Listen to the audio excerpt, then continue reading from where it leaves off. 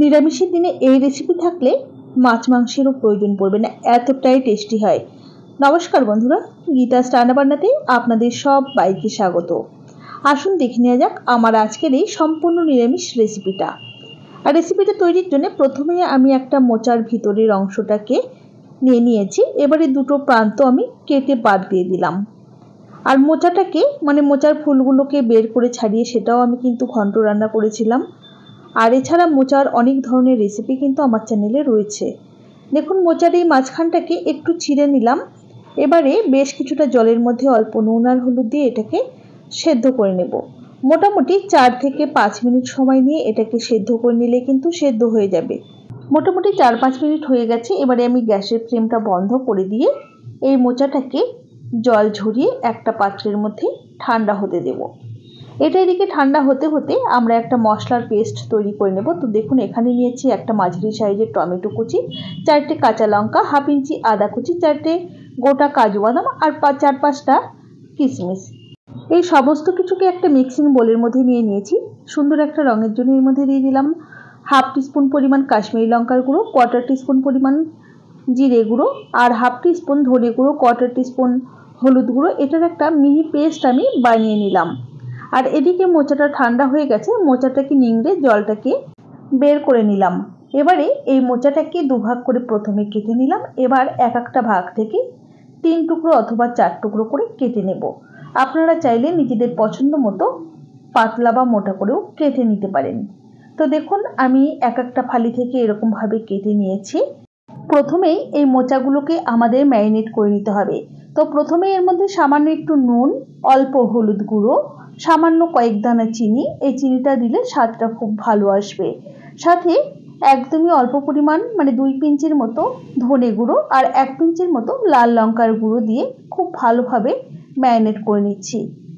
এই মশলা দিয়ে ম্যারিনেট করে নেওয়া হয়ে গেলে এর মধ্যে আমি 2 চা চামচ পরিমাণ শুকনো বেসন দিয়ে দিচ্ছি।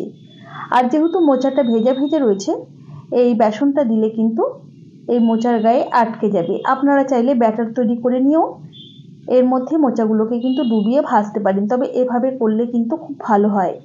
এবারে তেল গরম করে নিয়ে ম্যারিনেট করে রাখা মোচার টুকরোগুলো দিয়ে গ্যাসের ফ্লেমটা মিডিয়াম হাইতে রেখেই উল্টে পাল্টে মোচাগুলোকে লাল লাল করে ভেজে নিতে হবে। গ্যাসের ফ্লেমটা হাইতে রেখে কিন্তু ভাজতে হবে, কমিয়ে রেখে ভাজলে কিন্তু প্রচুর পরিমাণে তেল টেনে নেবে। দেখুন, মোচা ভাজা হয়ে গেছে, তেল ঝরিয়ে তুলে নিচ্ছি। মোচা তো অনেক রকমভাবেই খেয়েছেন, তবে একবার এভাবে বানিয়ে খেয়ে দেখুন। দেখুন, মোচাগুলোকে তুলে নেওয়ার পর এরকম লম্বা আর মোটা করে কেটে নেওয়া আলুর টুকরোগুলো দিয়ে দিয়েছি। সাথে অল্প একটু নুন আর হলুদ গুঁড়ো দিয়ে নাড়াচাড়া করে একটু সময় নিয়ে আলুগুলোকেও বেশ সুন্দর লাল লাল করে ভেজে নিলাম। দেখুন, এবারে তেল ঝরিয়ে আলুগুলোকেও তুলে নিচ্ছি। কড়াইতে অনেকটা তেল রয়ে গেছিলো, তো কিছুটা তেল আমি কমিয়ে রেখেছি। এখন ফোড়নে দিলাম অল্প একটু গোটা জিরে, শুকনো লঙ্কা, তেজপাতা। ফোড়নটা কয়েক সেকেন্ড একটু ভেজে নেওয়ার পর এর মধ্যে দিয়ে দিচ্ছি অল্প পরিমাণ একটু হিং দিলে স্বাদটা কিন্তু খুব ভালো আসবে, তবে যারা অপছন্দ করেন তারা না দিলেও চলবে।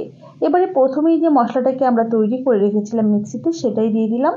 এবারে একবার জাস্ট একটু নাড়াচাড়া করে নিয়ে এর মধ্যে দিয়ে দেবো স্বাদ মতো লবণ আর দিয়ে দেবো খুব সামান্য কয়েক দানা চিনি, স্বাদের ব্যালেন্সের জন্য। কেউ অপছন্দ করলে না দিলেও চলবে।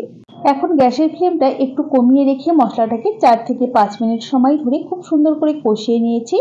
এখন ভেজে রাখা আলুর টুকরোগুলো দিয়ে সামান্য পরিমাণে একটু জল দিয়ে খুব ভালোভাবে নাড়াচাড়া করে নিয়ে গ্যাসের ফ্লেমটা কমিয়ে রেখে ঢাকা দিয়ে মোটামুটি মিনিট 5 সময় নিয়ে রান্না করে নেব। এতে করে আলুর ভিতরে কিন্তু মশলাটা ঠিকঠাকভাবে ঢুকে যাবে আর মশলাটাও কিন্তু বেশ সুন্দর কষিয়ে নেওয়া হয়ে যাবে। দেখুন, বেশ সুন্দর কষিয়ে নেওয়া হয়ে গেছে। এখন গ্রেভির জন্য দিয়ে দিচ্ছি পরিমাণ মতো জল। আপনারা যতটা গ্রেভি রাখতে চাইছেন আর কি, সেই বুঝেই জলের ব্যবহার করবেন। একটু নাড়াচাড়া করে মিশিয়ে নিচ্ছি আর গ্যাসের ফ্লেমটা মিডিয়ামে রেখেই ঢাকা দিয়ে আলুটা সেদ্ধ হওয়া পর্যন্ত রান্না করে নিচ্ছি। আপনি যদি আমার চ্যানেলে নতুন বন্ধু থাকেন তাহলে অবশ্যই পাশে থাকা বেল আইকন সমেত আমার চ্যানেলটিকে সাবস্ক্রাইব করে নেওয়ার অনুরোধ রইল। দেখুন, মোটামুটি মিনিট 5 পর ঢাকাটাকে ওপেন করে নিয়েছি। আলুগুলো কিন্তু বেশ সুন্দর সুসেদ্ধ হয়ে গেছে। এখন এর মধ্যে সামান্য পরিমাণ একটু গরম মশলার গুঁড়ো দিয়ে নাড়াচাড়া করে নিলাম। এবারে ভেজে রাখা মোচার টুকরোগুলো একে একে দিয়ে দেব।